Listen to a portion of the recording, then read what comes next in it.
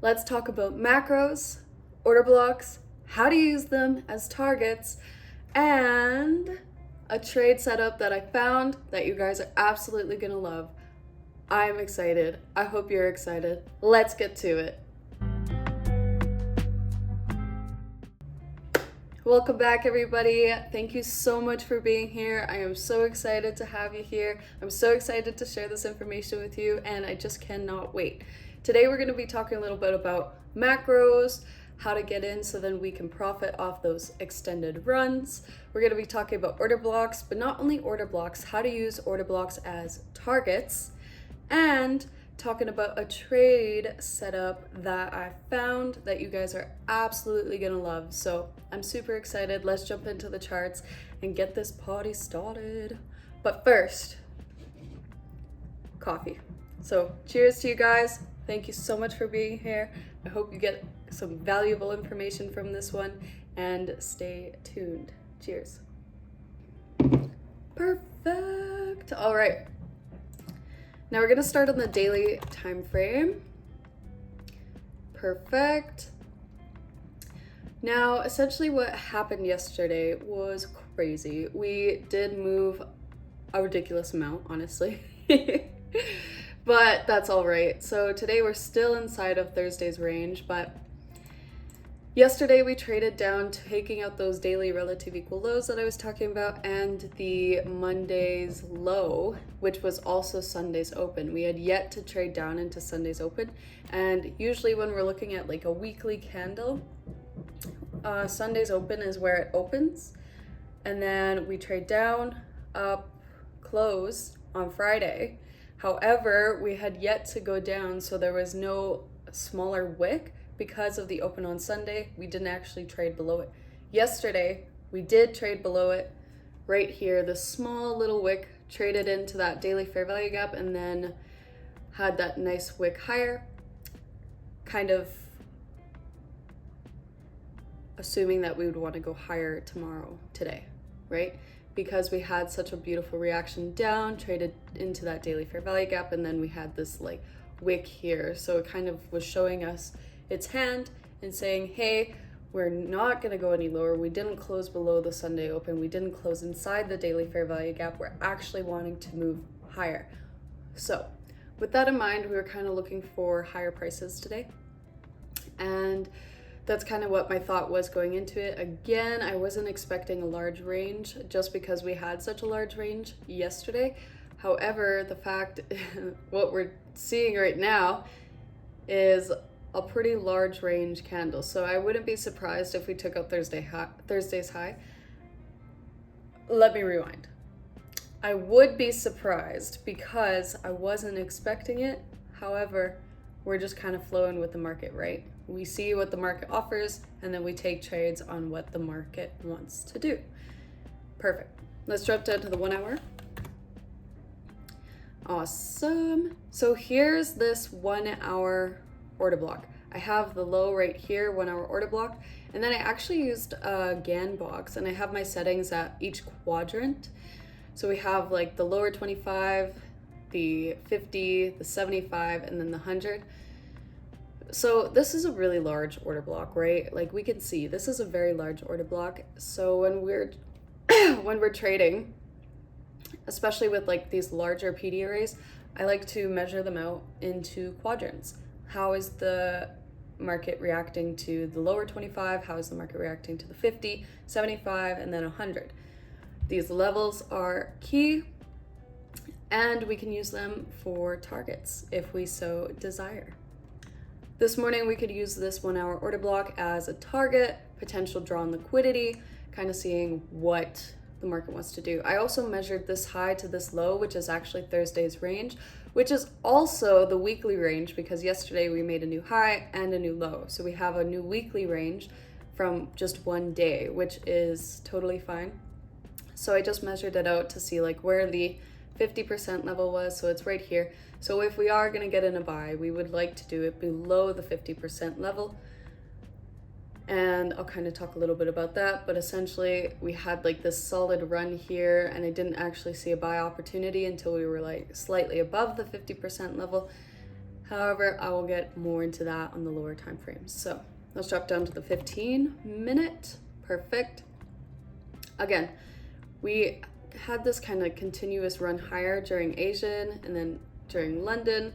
We were unable to take out those relative equal lows here, but the market just wanted to continue pushing higher, and we're not going to fight the market. If the market wants to move higher, it's going to move higher. So we see like this nice kind of bodied candle, and then the next one was 10:15. We see that really nice candle, and now we're above the 50%. We actually traded down below the 50% of the weekly range into this 15-minute fair value gap. And as you can see, we only traded into the 15-minute candle or 15-minute fair value gap by like a point. And seeing that, it's like an institutional order flow entry drill on a higher time frame. So it's very, very strong, right? We slightly traded lower into that 15-minute fair value gap, but it's also on the 15-minute time frame, so it's very strong PD array right there. Let's drop down to the 5-minute. Perfect. Now, as you guys know, like one of my favorite setups is a 5-minute order block with a 1-minute fair value gap. We actually see we have these two candles form right here, so we could use this as a 5-minute order block. We traded down into a higher time frame PD array, which is that 15-minute fair value gap, and then we had displacement. We broke market structure here.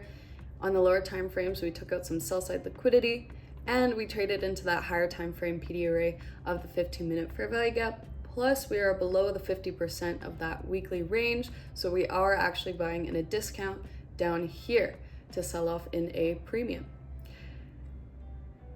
All of that, beautiful, beautiful. I'll drop down to the 1-minute and we'll kind of talk a little bit deeper on this trade. Perfect. So we're on the 1-minute time frame. We could take our fib and see that we actually traded into that OTE level right here, which was the 15-minute fair value gap. So we have confluence with the 1-minute time frame, along with that kind of move lower into the OTE levels. We took out sell side liquidity right here. And when we traded higher, we had this displacement run, breaking market structure right here. I'm gonna take off that fib, but I just want you to know we did trade into those OTE levels. So that's kind of when I was looking for a setup potentially. We took out this sell side liquidity here. We kind of had this like 1-minute inversion fair value gap that I liked. We didn't actually trade back down into it, which is fine. But then we see like this displacement take place. We had this nice run higher on this candle right here, break a market structure right here. The cool thing about this break a market structure is it's also a 5-minute break a market structure, so we can trust in it. Then we had this 1-minute fair value gap aligned with that 5-minute order block.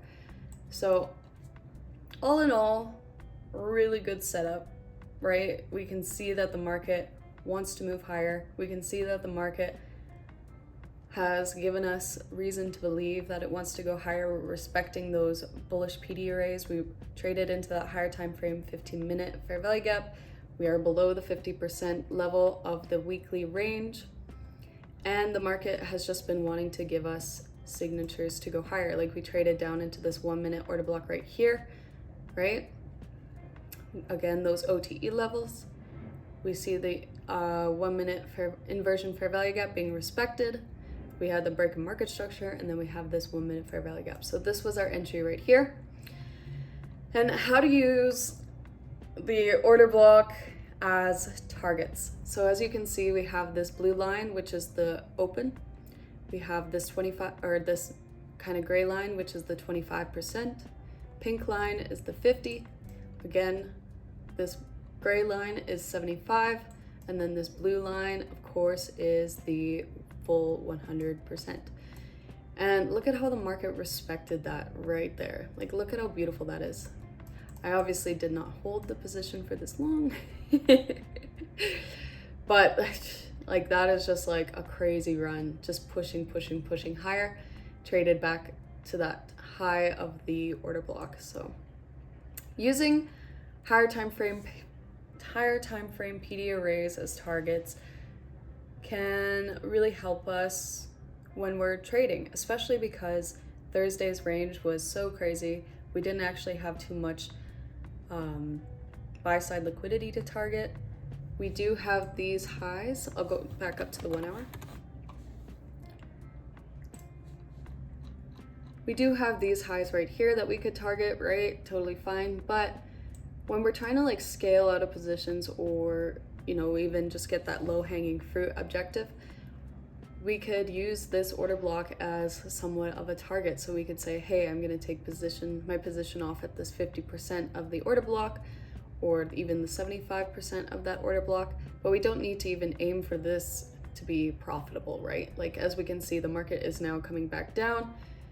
We never reached this buy side liquidity. So we could be in this trade right now thinking it'll go to this buy side liquidity, when in reality, we'll probably have a pullback before trading into that buy side liquidity, if we even do.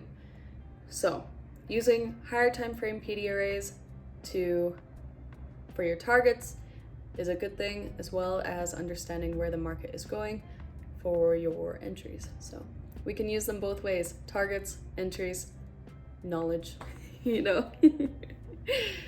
But I hope you liked this video. I hope you got something from this video. I'm gonna keep it short. Today is Friday. I hope you all have a beautiful weekend, long weekend for my friends in the States. There is a bank holiday on Monday, so the markets are closing early. So just be aware of that. And then we have some high impact news later on in the week. So I'll definitely be taking my trades kind of more around Thursday, Friday again next week, but we can talk about that later. But for now, I hope you all have a beautiful, amazing weekend, and I will see you all soon. Bye for now.